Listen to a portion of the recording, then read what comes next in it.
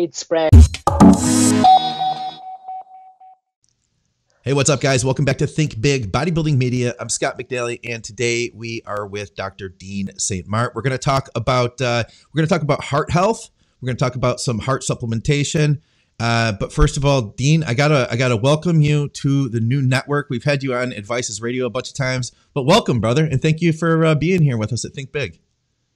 Thanks very much, Scott. It's always a pleasure to be on here with you discussing everything health-wise and obviously supplementation towards health and bodybuilding. Guys, I got to tell you, Dr. Dean is a brilliant guy. We've done a couple of podcasts now where we've talked about a lot of different health supplements and different processes in the body, how they work. And I've gained some new, deeper understanding. You know, like I came from the boards, you know, a decade plus ago, when the only health supplements that you really took were going to be like milk thistle. You took 1,000 milligrams if you ran D-ball. That was it. And we didn't even really know why. We just knew that the liver regenerated itself, so you're probably going to be okay after you come off and your enzyme levels are going to go. But that was really about it, man. We've come so far. If you guys haven't had a chance to, go back in the Advices Radio archives, and you can check out our previous shows on audio. Also, while I mention this, please subscribe if you haven't, and hit the notification bell so that you can stay up to date. Our programming is brought to you guys by True Nutrition. You can use our code ADVICES for some additional savings and high quality supplements from a company that you can trust. Just like Dr. Dean, you work with supplement needs. That is when we talk about high quality supplements, you guys are you're one of the best for healthcare supplements. You have the liver stack, which is that what it is? It's called the liver stack. Is it, or is it changed names? Yeah, yep. Okay, I wasn't sure. We have the liver stack. Okay, yeah. I wasn't sure if that one changed names. Okay. Yeah, like I was saying, some of them we had to change the name, but the liver we were able to get around. Excellent. And I had it's not a cheap product, but that said, you guys have a lot of high quality stuff in there. One of our listeners, after we spoke about it, broke down everything that was in the product, and he did the shopping. He ended up buying everything that it would take to make the liver stack, and it ended up costing more than had he just bought your product. So I thought that was really cool to see it just like put to the test like that. But today we're going to talk about heart health. To start us out, for anybody who isn't familiar with who you are, can you tell us a little bit about your education and what your business is making supplements? Yeah, so I have a double first-class honours degree in chemistry and pharmaceutical chemistry. So my initial background would be in drug design and pharmacology. And obviously then I applied that knowledge to pharmacology of bodybuilding.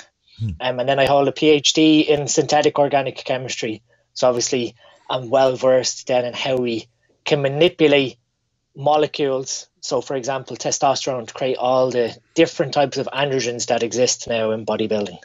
And then on top of that, I have an interest in functional medicine. So like what we've discussed previously on several of the other podcasts, figuring out root causes as to why we have a problem, as opposed to, like you said, someone telling you, take 1,000 milligrams milk thistle, your liver will be fine. Without actually, you know, there's so many different pathologies, like we discussed on the previous podcast on Advices about, you know, for liver health, you have to combat bile flow, cholestasis. If anyone wants to go back and listen to them, we went into, you know, estrogen metabolism of the liver. There's so many different processes that, you know, we're trying to combat decades of bro science in the forms of, oh, just take this as, you know, an insurance policy. Right. And I guess viewing all that again over the last 10 years when I was, you know, growing up in my 20s and seeing this on the forums, it didn't seem logical to me how we were applying supplementation to the science of health, basically. So 2 years ago, I approached Lee, who owns Supplement Needs, with some ideas for supplements. And that was initially the sleep stack that we talked about in the very first podcast. That's a great product too, by the way, man. I've used that consistently, and I can tell a difference. When I use it on a regular basis, especially, my quality of sleep is better. It doesn't knock me out. You know, it's not like a knock you out type thing, but the quality is definitely improved. Yeah, and I mean that all stemmed from figuring out the processes towards getting better sleep. Yeah. So then I had the idea towards, a liver stack, a heart stack, a kidney stack, all these different physiological functions of the body that get affected through bodybuilding and the perhaps enhanced supplementation route. Hmm. So my main driver basically is also I got fed up with seeing so many companies take advantage of people surrounding, profit before the actual health of the customer.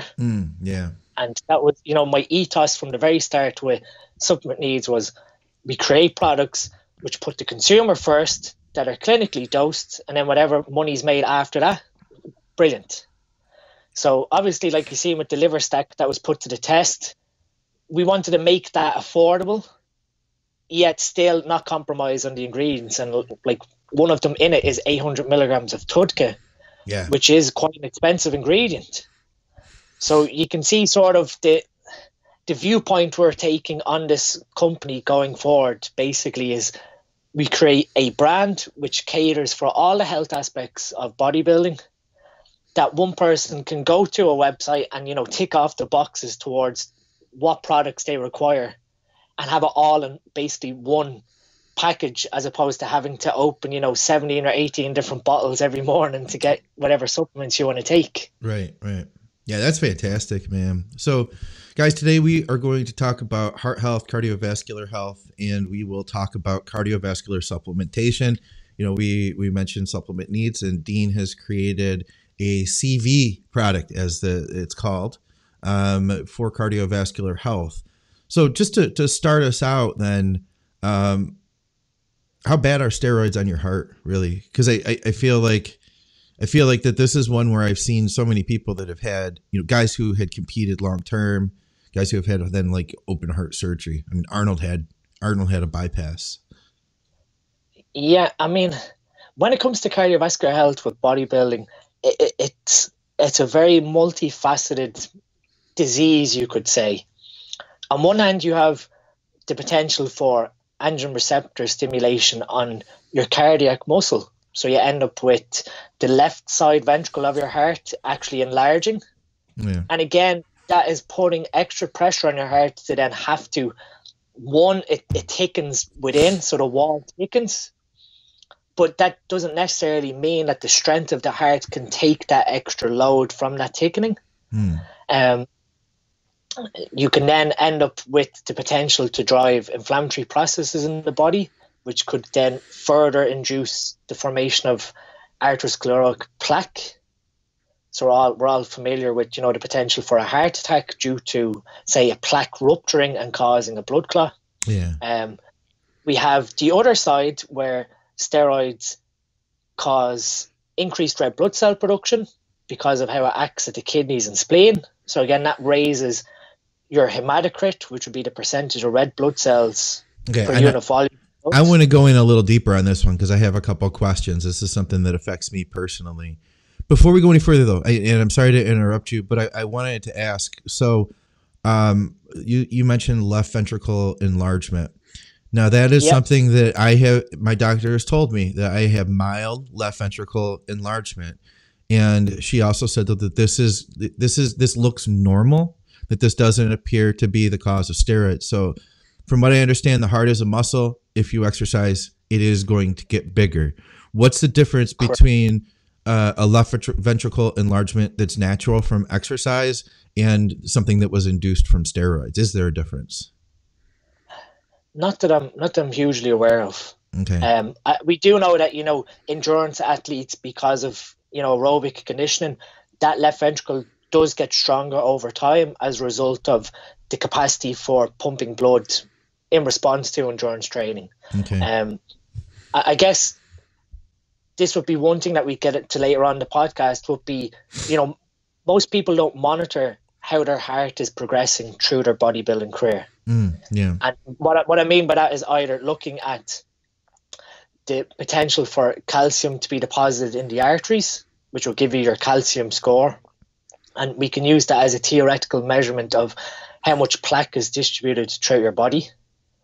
Or we can actually do a non-invasive ultrasound which we call an echocardiogram, and we can use that to assess the integrity and structure of the heart and actually how blood is moving through the actual 4 chambers. Now that's what I've had done, and then what my doctor said is she wants to repeat that process on a yearly basis so we can monitor the differences. She said that it's unhealthy if it's growing too fast, but if it's enlarged from exercise and it's just kind of staying there, that's okay. Is what, at least that's the way I understand it. I'm kind of asking a question here too at the same time. Yeah. I mean, I have the same issue in that when I was 17 years of age, I contracted pericarditis, which is basically a viral infection of the pericardium, which is the outer sheath of muscle surrounding your heart. Okay. And as a result of that virus, it's left me with what's called a bigemini heartbeat, when my heart beats twice in the one heartbeat every, say, 60 or 70 beats. Okay, interesting. Huh. So, but that's okay though. That's not unhealthy or anything. Yeah, it's not unhealthy. It's quite common. It'd be like a little murmur, but okay. you still need to monitor the integrity of the heart every couple of years to make sure that everything is fine, because obviously I'm adding an extra heartbeat every, say, 60 beats. Gotcha. So that adds up over the course of time, basically. Gotcha. And so for myself, echocardiogram is a must every 2 years minimum. Okay. And like you, I've continued to do that, and fingers crossed, everything so far with me has been normal. There's been no excessive enlargement with either side.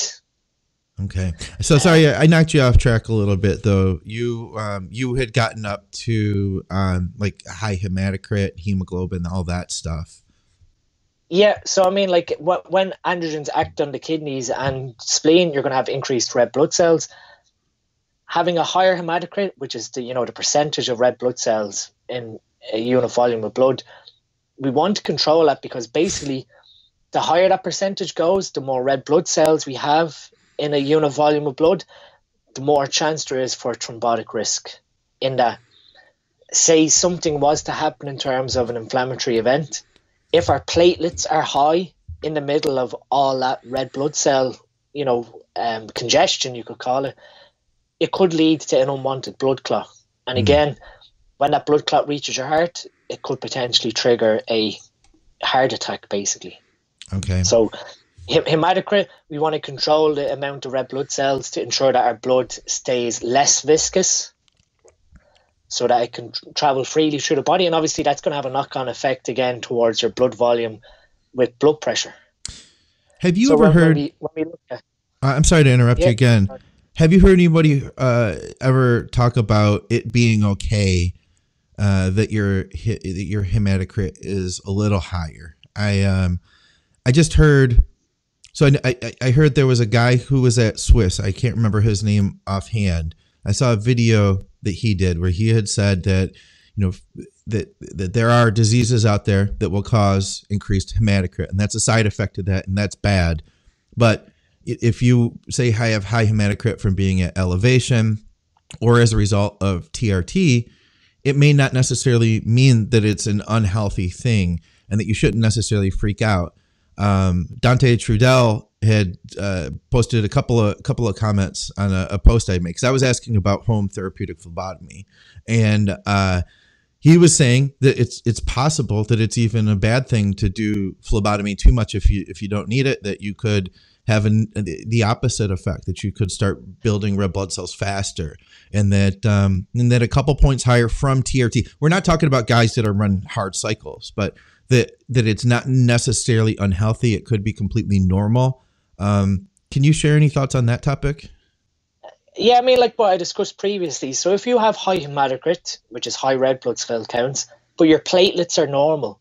So like I said, the main risk with high hematocrit is that if an arterial lesion was to happen, say, where we had an injury inside the artery and that set off a thrombotic cascade, because you have such viscous blood with high hematocrit, if your platelets also develop in high numbers with your red blood cells, then there is potential for a thrombotic scenario to happen where you have a clot forming from the high platelets. Okay. Now, if you have a hematocrit of, say, 0.55, but your platelets are low, Well, then your thrombotic risk is, as it would be if your hematocrit had been, 50%. Okay. At 0.5.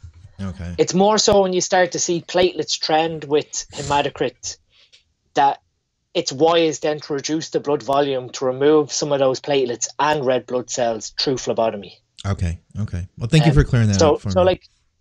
Like Dante said, if you are, continuously removing blood, there is potential for EPO to get upregulated by your kidneys, because obviously your body senses that you're removing blood. It's losing blood all the time.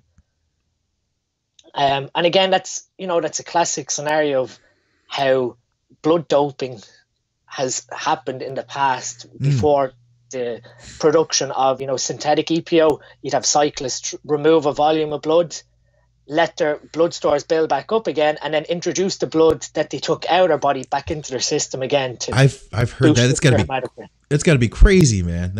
I've heard it's dangerous. It can raise your blood pressure, all sorts of crazy stuff. Yeah.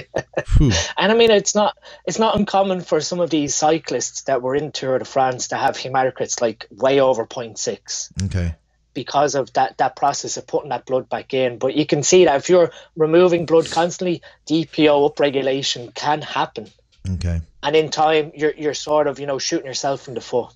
So, red blood cells take on average 90 days to mature. So you're looking at maybe scheduled phlebotomy maybe twice a year, and that's it. Okay. So these are these are the issues then that could potentially happen. Potentially we could do phlebotomy twice a year. And definitely it sounds like, how often would you suggest you get an EKG? So an EKG is, an electrical trace of the heart, so you can actually see the signal waves of how the heart is beating itself. An EKG, same like an echocardiogram, either yearly or biannually, so every 2 years. Okay. And more so when we get into our 30s, it probably is worthwhile doing a stress test, which is, an EKG combined with intense cardiovascular output. Okay. So you're able to then figure out, basically can give you sort of like an age of what your heart basically is. Okay. I don't know if you've ever had a stress test before. No, I have not actually. So you basically, I've had it. If you think back to high school and fitness tests with the beep test of running up and down the hall, yeah. With a stress test, you're put on a treadmill, and they slowly bump up the speed and the incline until you basically have to, I can't do this anymore, until you can't breathe, basically. Yeah. And they're able to monitor how quickly then your heart rate can recover back to baseline. Oh, interesting. And from that, then they're able to give you a rough guidance of, the health of your heart with response to your age, basically. Okay, interesting. Huh. Yeah, I feel like I should probably go get something like that then. I feel like anybody in bodybuilding, but your suggestion is if you're over 30, you're saying? Pretty much, yeah. Once we hit that 30-year mark, it would be wise. That's when we need to tread carefully towards our cardiovascular health as we head into older age. Okay. Hey, what's up, guys? I want to take just a really brief intermission from this episode of Advices Radio with Dr. Dean St Mart to do two things. Number one, I wanted to say thank you to all of you guys, because this is our audio commercial for the audio version of the podcast, and it is you guys, the audio listeners, that make up the foundation and the roots of what Advices Radio is. So I wanted to say thank you to you guys. As 2019 comes to a close, True Nutrition has sponsored us now through the entire year, and I'm super, super grateful for that. So I want to shout them out. True Nutrition is a company that I am honored to be working with. The owner, Dante Trudell, is one of the greatest minds in our industry. If you guys don't follow Dante, he is putting out some really cool stuff. Even like in his social media, he drops some bombs. So definitely follow along with him. And I'm going to tell you what, he is a guy, that he's a straight shooter. If you follow him, then you know it. He's a good dude, and he's going to put together a product that you can trust. And that is so valuable in this industry, because there's just so many fly by night, people that are in it to make a quick buck. And that is the opposite of what true nutrition is. So they're not out there, advertising with flashy marketing and gimmicks, and, they're just keeping it bare bones, keeping it simple, and delivering very high quality products. I'm using their Perry MD product right now. There's their intra workout that was formulated by John Meadows, and it's a great product. I love it. It's not cheap. You're going to spend like $60 on it, but I've been shopping around, and I'll tell you what, competitor products are going to be just as expensive. Not to mention, I've seen competitor products that are as much money and don't have nearly the quality products in them. I mean, we're talking 25 grams, I believe it is, of highly branched cyclic dextrin. That is a premium product. A lot of companies are going to try to chintz on that and only put in, half as much, or put in a proprietary, let's see if I can speak, right? A proprietary blend, whereas True Nutrition puts out a high quality product. Plus it has EAA in it. EAA is going to give you those aminos so that the carbs have something to deliver to your muscles so that you can recover faster and that you can grow. That's one of the reasons that we use intra-workout. So anyway, guys, once again, I value you. Thank you. And I value True Nutrition. Guys, let's get to 2020 here. Let's go into it with a bang. Let's see what we can do.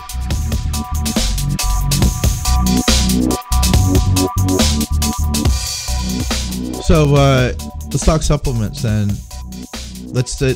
For starters, I don't even know what to ask here, because I feel like, does everybody need heart? I guess that's the foundation, really. Does everybody need heart supplements, or is this something that you should take if you have a condition, or what's your thoughts here? Because this isn't something I know a ton about. I guess I always say this about supplements towards health and bodybuilding, that it should be tailored towards your blood work and your baseline, your natural baseline of what you may be predisposed to as a natural, compared to when you have, a super physiological level of, say, testosterone. Okay. Some people may not require heart health supplementation per se to the next person, but there are some, general guidelines, and I hate using the word insurance policy, but there are some things that we need to account for that may cause progression of arteriosclerosis at a future point in life. Okay. So I guess one of the main, what they are starting to think now, when you look at some of the research of the last 5 or 6 years, is that inflammation tends to be one of the main driving processes towards plaque formation, in combination with our dietary fat intake. So when we look at inflammation, if we have high inflammation in the body, and say an arterial lesion occurs in response to that inflammation, where we get a little damage in the endothelium, which is the outside sheet of cells of our artery. Okay. When that gets damaged, there's a potential then for LDL particles to pass inside the artery, basically inside the arterial wall, and that triggers off then another inflammation cascade, where white blood cells, which we've come to term them foam cells, well, you can basically think of them as like a Pac-Man, and they like to eat up all this LDL because it's a foreign molecule to them. So when the LDL passes inside into the arterial wall, these white blood cells basically remove the LDL from inside the arterial wall because it sees it as a foreign molecule. That generates what's called a foam cell. And these foam cells can then aggregate together to form what we call a plaque. Oh, okay. So when that plaque forms, as opposed to what we thought previously, where plaque deposits on the outside of the wall, the plaque actually occurs inside the arterial wall. And it comes to a point then where that plaque starts to keep building and then bulges out into the arterial, space, the arterial volume. And then it can, at some point, rupture, release the contents of that plaque into the bloodstream. And that's what then causes a thrombotic cascade, where platelets aggregate to remove that plaque from our bloodstream, basically. Okay. And it's when that plaque reaches the one of the arteries, so the coronary artery, into the heart, that it can cause a blockage and trigger a heart attack, starve the heart of oxygen, and obviously lead to a heart attack episode. Okay, so go ahead. I guess what a person should be focusing on if they are looking at heart supplementation as an insurance policy would be to lower the potential for LDL to get oxidized, which generates like a rancid LDL molecule in the blood. Obviously, we have free radicals in our body and we have antioxidants which combat that oxidation. So we should be looking at potentially using antioxidants to prevent that LDL from getting oxidized and causing that inflammation cascade through, the foam cells, removing the LDL. Okay. Does using steroids potentially make this plaque buildup worse? No. Oh, okay. So it's a difficult question to get around in that, I guess, white blood cells have androgen receptors themselves. Okay. So there is potential for immune dysfunction to occur with white blood cells, because obviously everyone's heard of test flu. Yeah. And test flu is an immune response whereby the androgen receptors on white blood cells get activated and basically generates an immune response. I'll be damned. It's on the white blood. I've always wondered. I assumed that it was an immune response, but I never knew like the function. Yeah. Okay. Yeah, so androgen receptors are everywhere in the body. So when we look at side effects as it comes to steroid use, it's always going back to the androgen receptor. Yeah. Now, we do have androgen receptors on our arterial walls, but it's more so probably going to be a risk factor of the white blood cells being triggered into foam cells from androgen receptor activation. Okay. Now, you see, heart health is so multifaceted. It's not just that you take steroids, you're going to develop heart disease. And I commented on, going back to Dante again, he had a post a while back about heart health. And the number one thing I said was, well, you've missed one common rule, and that's don't eat like an asshole. In that, guys are, they're not thinking wisely over their food choices, and fat intake, the type of fat that you ingest, is going to have an effect towards whether you develop arterial plaque or not.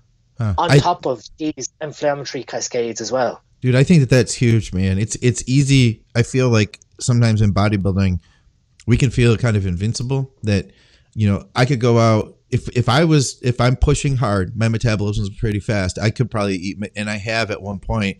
I was trying to push up eating like 9,000 calories a day. I moved up from middleweight to light heavy that year.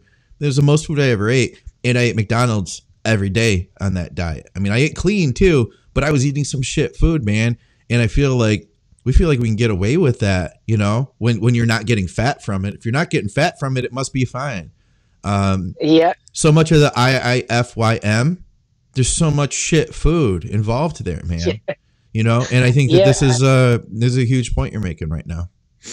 It is. I mean, I'm beyond the realms of, fully in-depth towards nutritional science. But we do have to, realize that guys who are going out and eating like 4 or 5 burgers from Five Guys when on, super physiological levels of androgens isn't probably the wisest decision for long-term health. Yeah. And I mean, if we go back to even the example of Arnold from back in the 70s with steroid use, those guys majority had high protein, high fat diets with androgen use. Okay. So, there's this lack of education towards, maybe potentially looking at more so polyunsaturated and monounsaturated fat intake versus your overall saturated fat intake. Okay. And I feel then, we don't put as much emphasis towards, balancing omega-3 versus omega-6 in our body towards, lower inflammatory processes versus pro-inflammatory. Can you talk a little bit more about that? Because I think it's an important one. It's something I could learn from too. This is something I try to focus on, but I think that hearing something about this topic from you would be helpful. Yeah, I mean, so the overall thing that we should be looking at and again, you can do it through blood work, is your omega-3 to omega-6 ratio within your blood, within your serum blood. And ideally, what we're looking for there is a 4:1 ratio of omega-6s to omega-3. Okay. So we want, at any point in time within our blood, we want a certain level of these omega-3 polyunsaturated fats versus omega-6. But through diet, so obviously our diet has omega-6 fatty acids in it through, certain oils that are used. And we're ingesting these oils. So we're adding to that omega-6 ratio through our diet, through some of the, refined carbohydrate and also some of the oils that are used in food processing. And it's not uncommon for, the average person who doesn't pay attention to their omega-3 intake to have their omega-6 ratio up around 20-25:1. Yeah. And that's where, again, when we quiz people on omega-3 intake, so there are quite a few meta-analysis looking at omega-3 intake versus health outcomes, and some of them disagree where omega-3 isn't associated with improved cardiovascular health, and there's others that say there is improved health with omega-3 intake. So the research is sort of split down the middle. But when we ask anyone about, what's your fish intake per week or what's your omega-3 intake, someone will probably say to you, well, I take 2 fish oil capsules a day. Yeah. And it could be, any brand, they don't even pay attention. Like omega-3 fish oil, the science to that supplementation is immense because there's so much potential for those oils to go rancid and actually cause more issues to your body than you taking the omega-3 supplement. No kidding. Wow. And then you need to look at, the ratios of the constituents of your fish oil. So you have EPA and DHA. So it's eicosapentaenoic acid, and it's I think it's docahexanoic acid is DHA. And these two specific counterparts to fish oil are what are linked to the potential health positive outcomes when we ingest omega-3s. Okay. And again, lower prostaglandin synthesis for lower inflammation.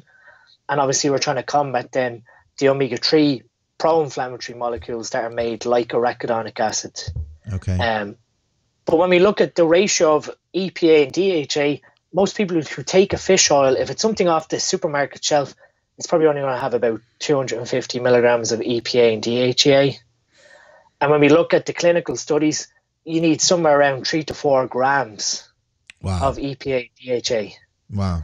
So you're looking at, a really high quality fish oil product that's going to help you hit that mark. So for anyone that's listening, we have Nordic Naturals or Nordic oil from the UK.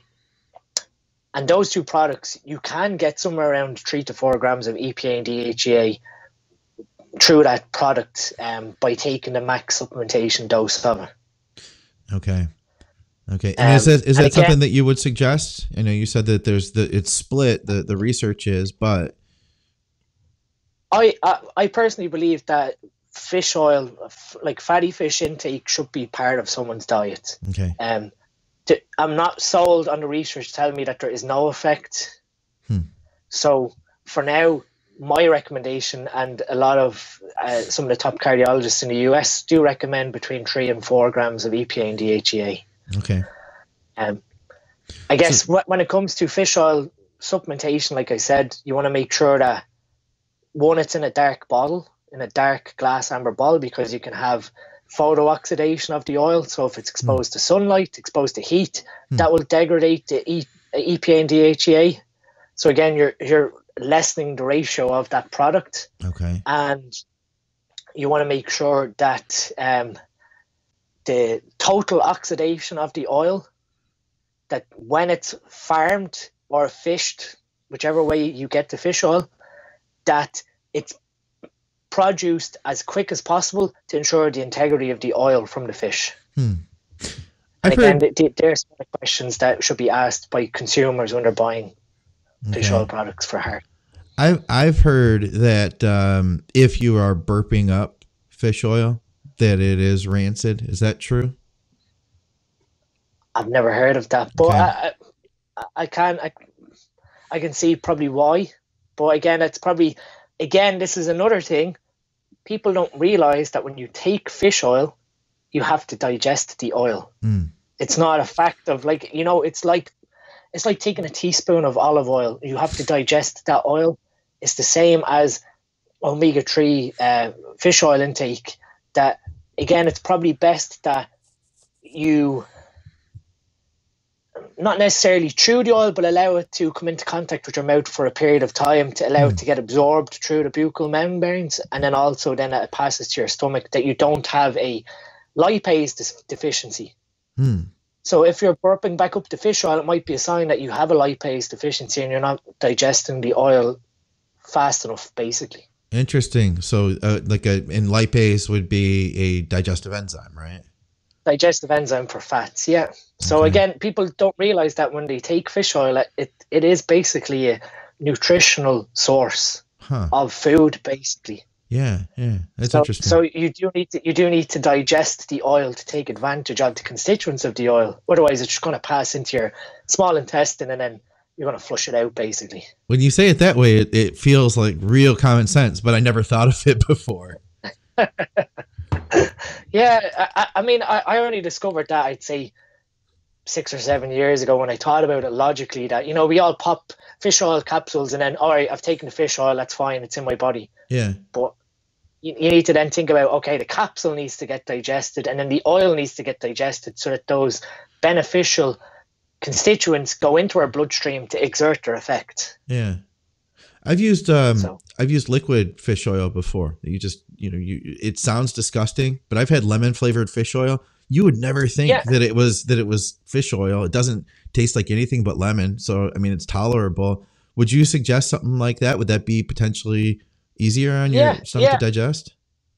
Yeah, and I mean, that's the one I was saying about for the UK. Nordic Oils is a lemon flavored fish oil. Okay. So it makes it a little bit easier to take. Okay. And then I'm in the process of developing one with supplement needs. Oh, sweet. And it, like we discussed there, it's actually a chewable fish oil capsule. Oh, wow. And so you're having to chew the product, you're having to digest it in your mouth before you swallow it. Yeah. And it's a fruit flavored capsule. So again, you don't think you're taking fish oil. It's just this nice fruity taste in your mouth. You don't get any fishy burpy taste when you ingest the product. You're getting the process. Had I not ever used that liquid fish oil that tastes like lemon flavor or orange flavor, I had that too, I would not believe you right now. I'd be like, no, there's got to be a fishy undertaste to it. But I was blown away, man. A lot of people can't get around that. They're like, no, I can't do liquid fish oil. But I swear to God, it tasted just like lemon. So, the flavoring, the food science to it, it's remarkable. It really is. I mean, I've been really impressed with the product that we've been working with this manufacturer, like to the point that you could eat these basically fish oil tablets as sweets. Oh man. So with potential issues of digesting fish oil, would you suggest that people split that up through the day, or are you fine? Because my thought has always been, whatever my fish oil dose has been, I wake up in the morning, I take my fish oil with meal one.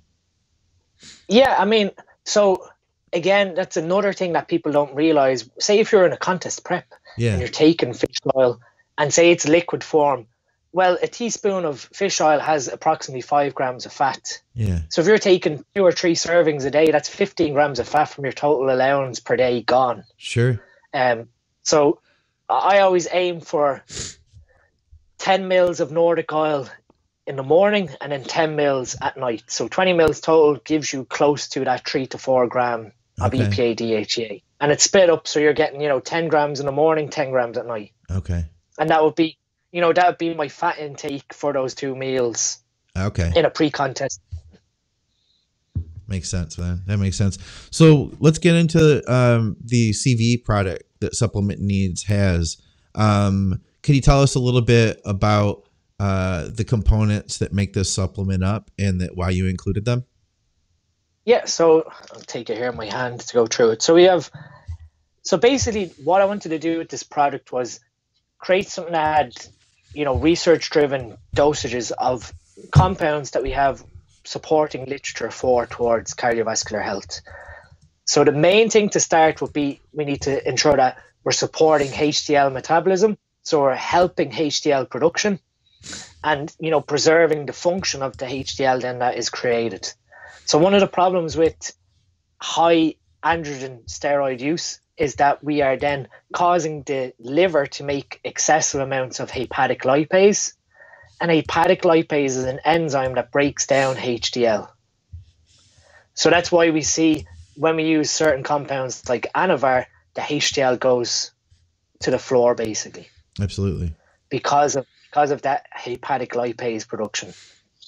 Now, the unfortunate thing, and this is again my own thoughts on it, what we need to do in that case is preserve the amount of HDL that we're producing and then aim to try and recover the amount of HDL that we produce post use of the compounds.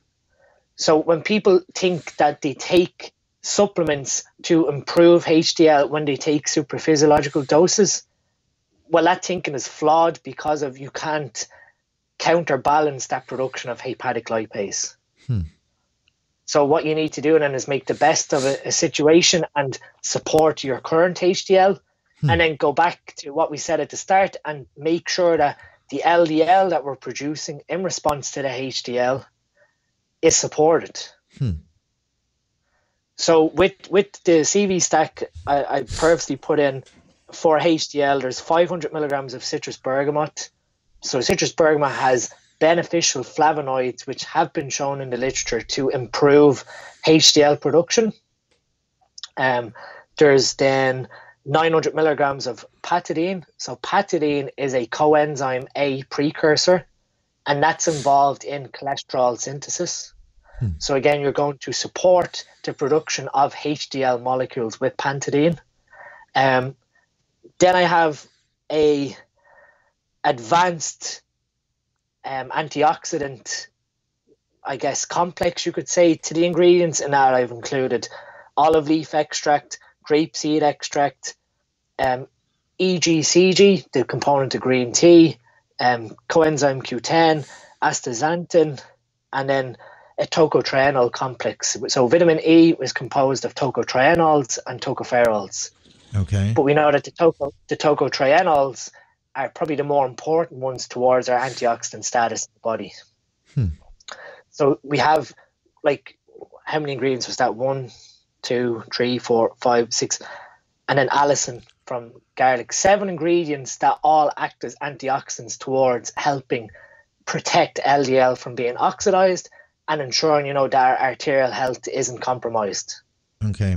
Let me back up for just a minute.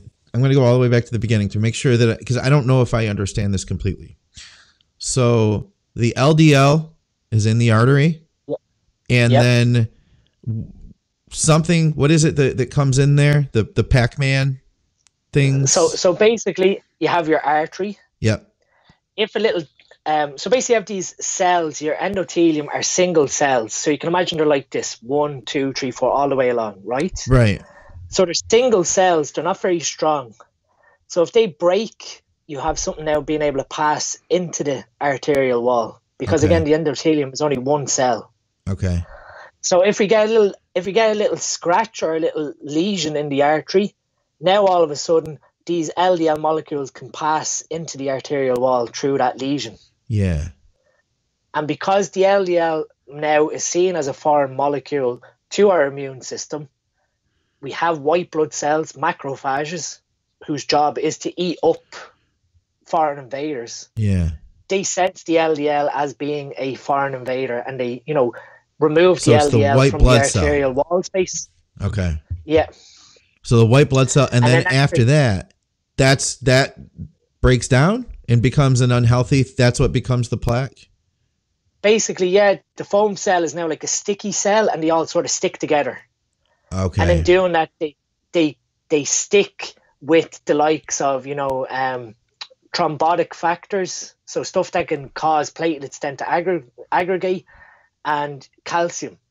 So the white blood cells are drawn to the LDL, is what it comes down to. Okay. Now, what oxidized LDL? Okay. So The damaged. So damaged LDL. So we're going to try to maintain the integrity of the LDL with these antioxidants. Correct. So that the white blood cells aren't drawn to it to begin with. Exactly. Okay. I that's what I thought you were saying, but I wasn't sure. This is brand new to me, by the way, if you can't tell. So thanks for bearing with me. Yeah. I mean, it's a far out concept, because before we would have thought that the artery got damaged, and then the LDL, the plaque basically formed on the damaged surface of the artery. Yeah. Whereas now what we're thinking, like I said, is the oxidized LDL passes into the arterial wall. Okay. And then basically causes the plaque to form.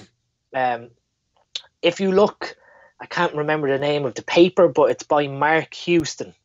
Okay. He's a consultant cardiologist from Texas. Is it from Texas? I have his book here. He is the Associate Clinical Professor of Medicine in the St. Thomas Medical Group. Okay. And he has a fantastic book on Amazon if you search his name. But he again, is one of the, I guess, pioneers towards this thinking that arteriosclerosis is actually driven by an inflammatory process, as opposed to what we thought was, our saturated fat intake causing plaque production. Interesting. Okay. And I guess that's why it's important then with our blood work that we keep an eye on HSCRP, high sensitivity C-reactive protein, because that gives us a view of how much inflammation is going on in our body right now. So if we have a low HSCRP, we know then that there's low inflammation throughout our body. So we have possibly a low risk towards cardiovascular disease. Okay. I feel like the more I hear, the more it seems inflammation is like the root of everything bad, really, isn't it?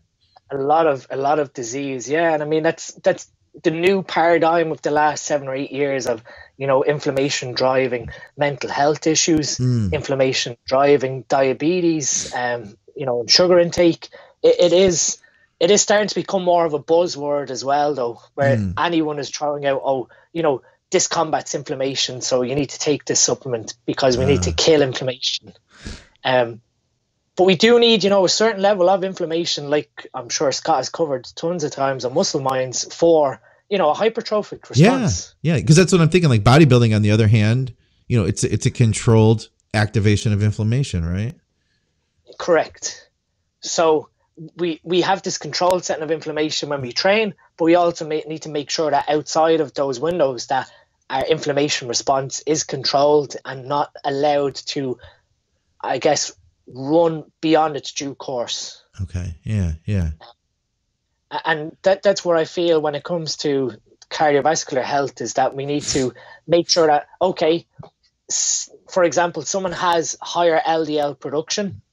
Well, rather than going the route of immediately resorting to statin therapy, which blocks the production of cholesterol, we can actively seek out either, protecting the cholesterol that's produced. And again, looking at, it's not widespread in the UK and Ireland or Europe, but in the US, I know that you can get NMR spectroscopy done on your blood work. And basically, what that does is it tells you the size of your particles, the size of your LDL and HDL. Okay. So we know that potentially, and again, there is conflicting evidence over this because of you get into the other forms of LDL, which is non-HDL cholesterol, or non-LDL cholesterol, I meant to say, which has very low density LDL, which is VLDL, and then you have ILDL, intermediate LDL. Those molecules can be both large and small, and they have implications in heart disease also. So we there's one side of thinking that says that, okay, particle size matters, because again, if you have a large LDL particle and the endothelium, like I said, is only single cells big, well then how is a large molecule going to pass through the endothelium if it's massive? It'd be like having a brick wall with a tiny marble sized hole and trying to throw a football through that hole. It's just going to bounce off. That makes sense. And now I knew that particle size was important, but I didn't know why. But now I do. I think at least the basics of it. The football analogy sort of version. That's sort of like the basic thinking to it. But we have seen then that the likes of VLDL and the ILDL, which are the intermediates to LDL, when LDL is getting processed, that they can actually pass through the endothelium and cause arterioscleric plaque. So on one hand, yes, we want to make sure that the particle sizes that we generate are kept controlled, but that's only a part of the story. Okay.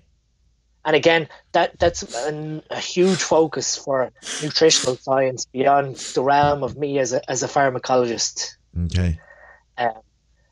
So it's something that we can keep track of, that we want to make sure that, our LDL particles, we're producing larger size particles versus smaller size. And the same goes for HDL, that we're making appropriate sized molecules for its purpose of transporting cholesterol through the body. Okay. I guess there's a flawed way of thinking that, say, for example, and I'm not too clued in on the conversion between UK and US, but in the UK, say, for example, your HDL was 0.5, which could be probably maybe 25 in US terms for HDL. So it's quite low. That your LDL could be, say, 3, which would probably equate to maybe 280 in the US, I think, off the top of my head. Okay. That basically what you do then is you take a statin, because taking a statin is going to reduce the LDL number. So now you have a favorable ratio between the two. But your HDL is still low. Still low, yeah. So I don't get around this sort of way of thinking, because LDL has so many functions in the body towards even mental health and distribution of cholesterol throughout the body for important processes for cellular function, that it doesn't make sense to reduce LDL with a statin just to make the ratio between HDL and LDL better. Okay, yeah. But a lot of bodybuilders are doing this. They're taking into their own hands, basically running the likes of lorastatin or some other form of statin, thinking that reducing my LDL is going to help me balance towards my low HDL. I didn't realize that. I didn't realize that there were these positive benefits to LDL, like you had just mentioned, to even like mental health and stuff. I had no idea. Yeah. I mean, for cholesterol redistribution in the brain, our brain is a fatty organ, so we need a certain level of cholesterol being delivered to our brain. Obviously, we don't want that, gone awry, which can lead then possibly to, beta amyloid production, where we have plaques forming in our brain. Okay. But we do require some cholesterol transport to our brain also. So eradicating LDL to a very low number, in my mind, just doesn't make sense. Yeah. The other thing then, and this is an interesting anecdote, there was Linus Pauling. He's a renowned Nobel Prize winning physicist. Okay. He has the Pauling Institute in the US. And back in the early 80s, he went to try and publish research called the Pauling therapy. And it was basically a view of lowering LDL production in the body naturally. Okay. And it was by applying simple displacement chemistry. And in that regard, what it was basically was, we have these residues on our LDL molecules called LPA, lipoprotein A. Okay. So anyone who gets blood work, advanced blood work in the US, can look at how much LPA is in their body. That LPA is again implicated in cardiovascular disease in that the LPA attaches to receptors on our arterial wall and potentially can cause inflammation response. So Linus Pauling, he discovered that LPA is full of lysine, and the LPA receptors in our body have lysine residues. So his thinking was, if we flood the body with L-lysine, the LPA will attach to the free lysine in our blood that we've ingested and get removed recycled out of our body without ever getting to attach to its receptor. And I've seen this in dozens of people. 5 grams of L-lysine before bed with 5 grams of vitamin C. Okay. And I've seen LDL numbers drop in half. No kidding. Wow. Huh. Based on this simple displacement chemistry, but not for conspiracy theorists, but they blocked his paper from being published and basically ridiculed his idea. Really? Really? Why? Because it wouldn't be beneficial to the pharmaceutical companies? Pretty much. Huh. Like, so, and I mean, anyone that's listening, try it. I guarantee you, if you have high LDL, like in the 4s and 5s, for people in the UK, and then obviously somewhere around 280 in the US, I guarantee you that's going to drop 2 points pretty much after, I'd say, 6 weeks therapy. Huh. Okay. It's an incredible, cheap, effective method to try for LDL. One thing I'm concerned or confused about then, because you had just said you don't necessarily, so a statin reduces LDL to improve the ratio. So you mentioned there's a way you could do this through supplements, but why? No, but I thought you were also saying, though, we don't necessarily want to just reduce it. So what we're reducing there, like I said, is LPA, which is a pro-atherosclerotic form of LDL. I see. So the LPA residues bind to the lysine that you ingest, and you're removing those LPA molecules, basically. Okay. That makes sense to me then. Thank you. So with a statin, you're doing global LDL. LDL and HDL. Like, it basically blocks, when we have cholesterol, it goes through a series of transformations involving coenzyme QA. Okay. And that coenzyme A basically gets blocked with a statin, and you don't proceed past that point of cholesterol synthesis. Okay. Well, thanks for bearing with me here, because this is some, like, my learning curve is pretty high here. So I appreciate you bearing with me, and I hope everybody is following along too. I'm sure some of you guys might be smarter than me on this. If not, I hope you're hanging in there with me. Where does the vitamin D and D3 and K2 come in this supplement product? So that was what I was getting to when we were talking about when the foam cells aggregate together to create plaque. Yes. One of the things that is a component of plaque is calcium. Okay. And that's what I was saying at the very start, that we can do a non-invasive, basically an MRI of the body, called a calcium score test. Yeah. Which basically shows how much calcium is distributed throughout our arteries.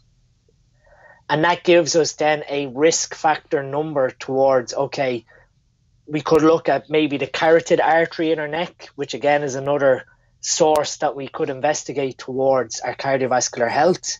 And if there's any, potential blockage here, that will give us then the amount of calcium that has been distributed into our arteries through calcium mineral loss from our bones. Okay. When we look at testosterone causes loss of calcium from our bones. Yeah. Estrogen causes retention of calcium into our bones. So, like I discussed in my talk this year, actually, when I went through the side effects of steroids, that's why we start to see in females why the jaw gets squared, because of the high level of androgens is causing bone mineral loss from the jaw. Huh. And so we start to see that, that loss of mineral density from the bones of our jaw, and again, reshaping. Whereas estrogen protects that. Huh, okay. So when we take high levels of steroids, high levels of androgens, we've potential there for higher amounts of calcium to be lost from our bones. Okay. And if we don't intervene and recycle that calcium back into our bones, which is used through vitamin K and vitamin D transport, then there's potential that ends up forming, inside the plaque that's developing in our arteries. So we want to make sure that when we're losing that bone mineral density, that we're redistributing it back into our body again. Interesting. And that's where the vitamin D2 and D3 comes into play. Okay. And you have the dosing is 5,000 units of D3. Would you consider that to be a pretty decent dose, just in general for people? Any reason to ever go higher than that? Because I see capsules that are like 10,000.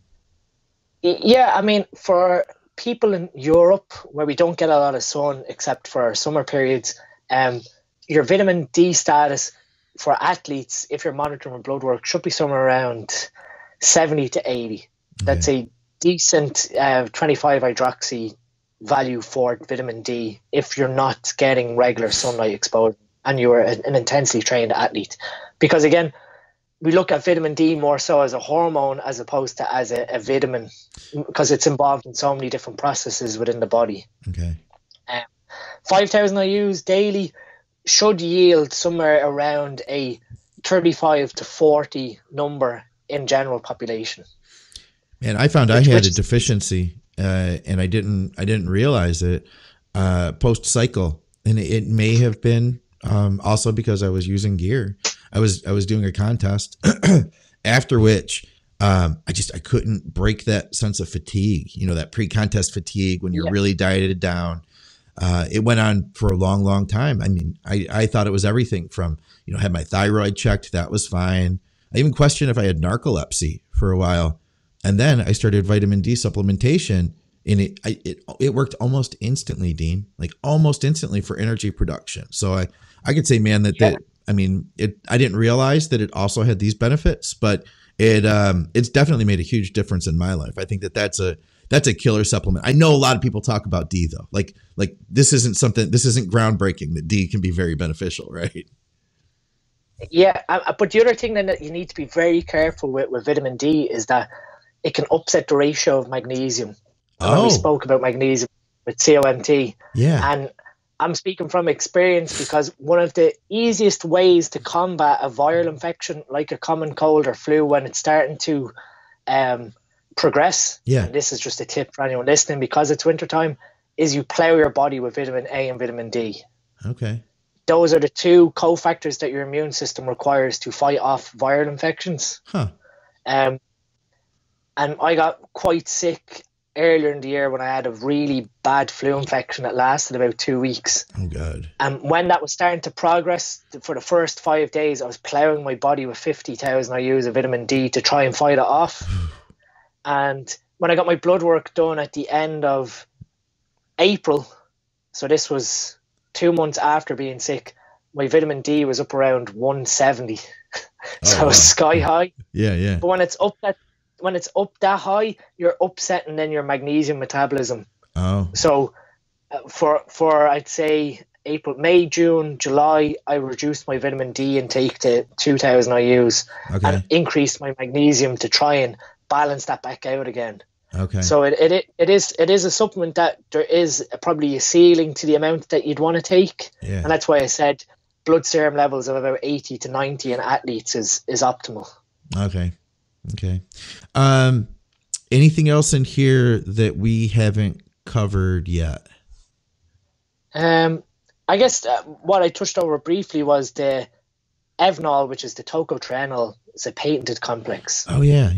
So when we look at antioxidants in the body, we have two main ones, vitamin E and vitamin C. Okay. So vitamin E acts as an electron donor. So when it encounters a free radical, vitamin E gives up an electron to stabilize the other molecule. So the free radical now is no longer a free radical, it's a stable molecule, and the vitamin E now has lost an electron, so it's become a defunct version of vitamin E. Okay. Vitamin C then donates an electron to vitamin E to stabilize that again. Okay. So your vitamin C intake basically plays to your vitamin E, and your vitamin E acts as the pro-antioxidant within your arteries. Okay. But the main form, or the most stable forms within our arteries that we can utilize, are the tocotrienols versus the tocopherols. So we have alpha, beta, gamma, and delta tocopherols and tocotrienols. So there's 8 forms of vitamin E. The Evnol is a patented form of the 4 tocotrienols, which are the most, probably one of the most powerful antioxidants that we can ingest. Okay. Now, I guess we need to be cognizant of the fact that if this was general population and we weren't causing potential issues towards inflammation, then, as Scott also has talked about before, taking massive amounts of antioxidants may not be beneficial to your health, because you lose that hormetic effect where we need some form of oxidation happening for our body to adapt. But in the context of an enhanced athlete, because we have this potential for, per diet intake, the effects of androgen receptor stimulation, it probably does warrant the intake of an antioxidant again to combat offsetting that LDL oxidation from happening. Okay. So I guess it's a nice supplement, like I said, with the CV stack, in that you have 11 ingredients there rather than having to open 11 different pots every morning. You literally take 3 capsules of this in the morning and 3 at night. Yeah. With EGCG, you had mentioned that as being an antioxidant that's in here. It's at 300 milligrams.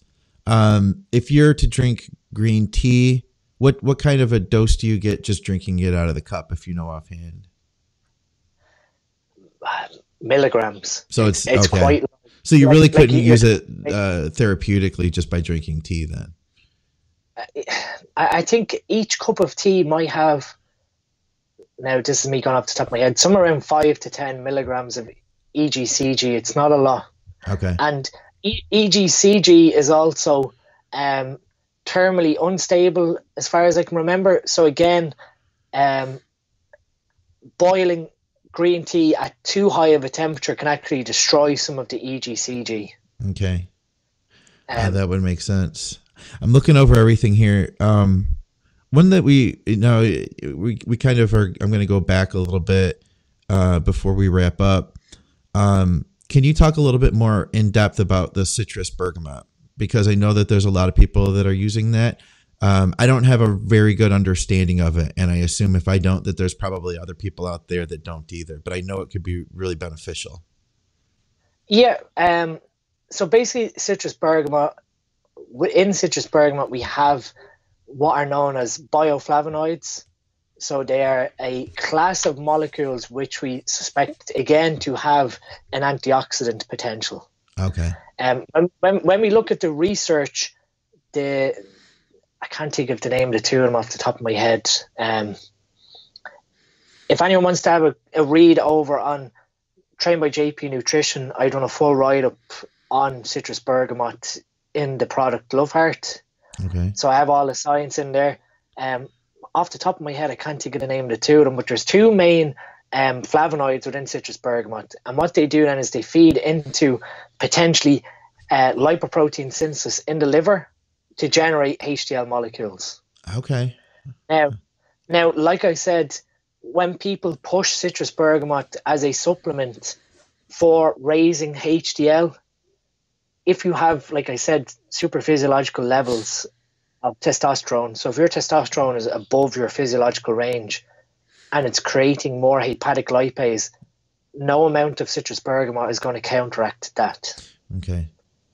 So it would be more suited if you were in, say, a TRT or cruise phase where you have a physiological level of TRT of testosterone, where you can then start to manipulate these processes to regenerate HDL. I gotcha. Okay. But if you're taking, say, testosterone and anavar as a cycle in, the super physiological range, and it's destroying your HDL, no matter how much citrus bergamot you take, you're not going to counteract the effect of that steroid on HDL production. Okay. So it comes down to then, this is more so, like I said, an insurance policy to ensure what HDL you are left with is remaining intact. And that these compounds which improve HDL are probably more suited to when you are either off a physiological function or at a TRT dose. Okay.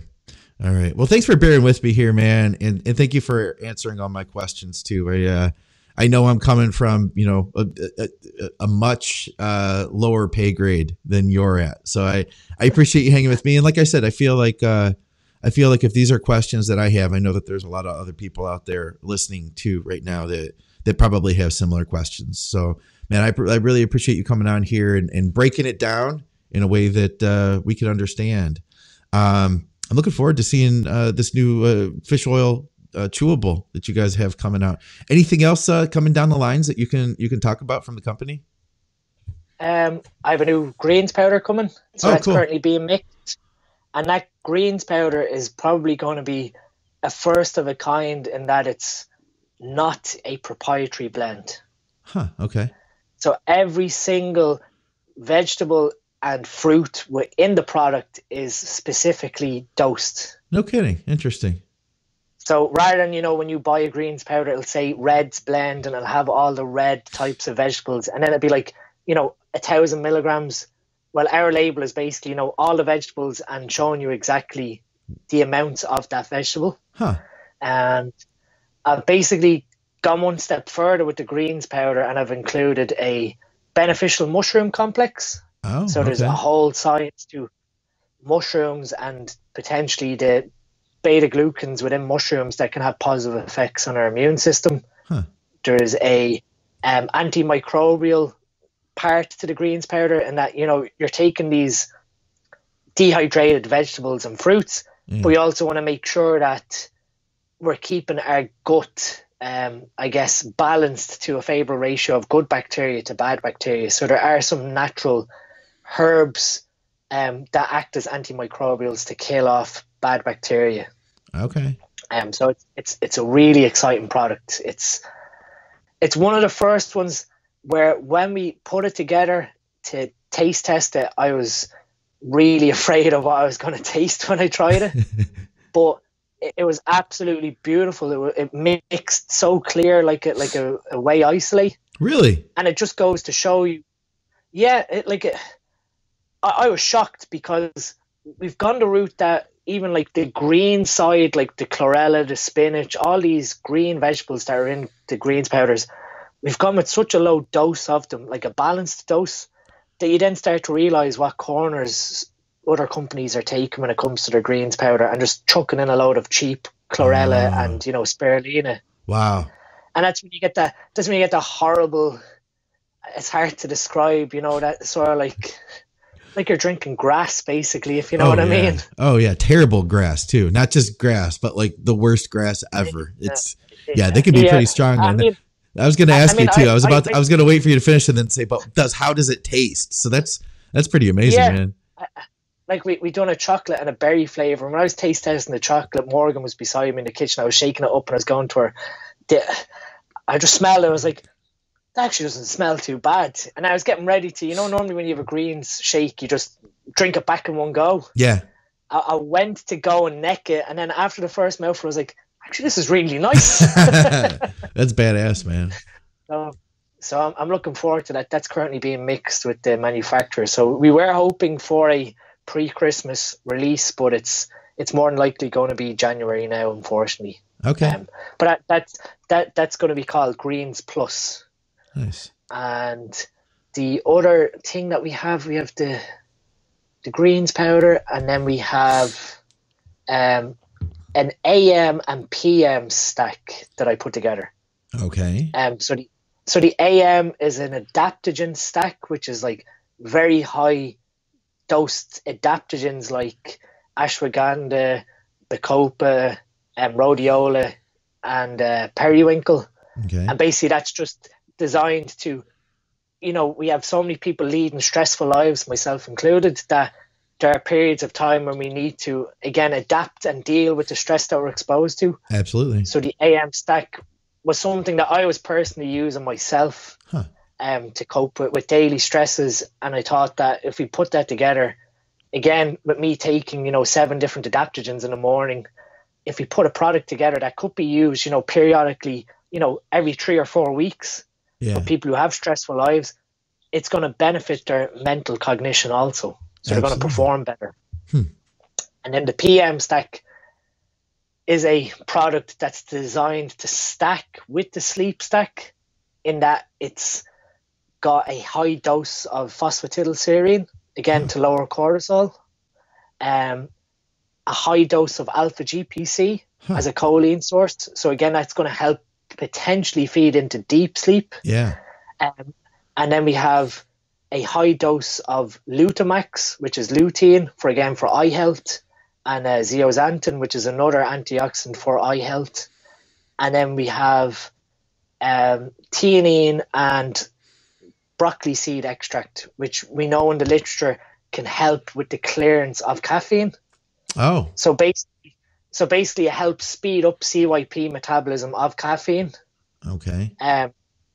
So the thinking there is that if you take this PM stack 2 hours before sleep, and then the sleep stack, half an hour before sleep, the PM stack will help speed up some of the caffeine that may be still in your system, causing you to have an overactive mind when it comes to going to sleep. I'll be damned. Wow, that's pretty cool, man. So two of my nice ideas that I thought would beneficial people's mental health.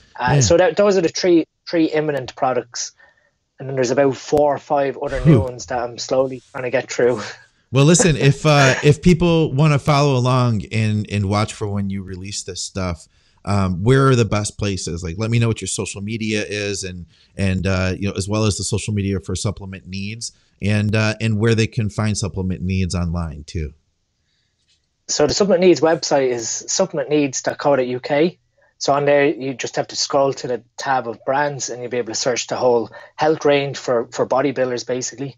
And my Instagram is Dean STM, DEANSTM, and that's also my YouTube. I've been a little slack with YouTube this year, but I'm hoping now in the next year that I'm going to get a bit more time to actually start putting out some content for people on YouTube.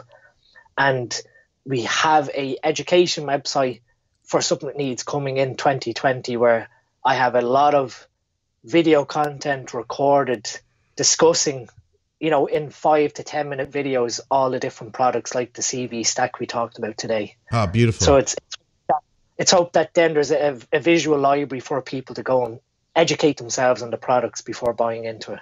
That's really cool. And then with that, I'll hopefully put some content out like today's discussion on heart health to allow people to get more educated on why it might be beneficial to choose some of the supplements.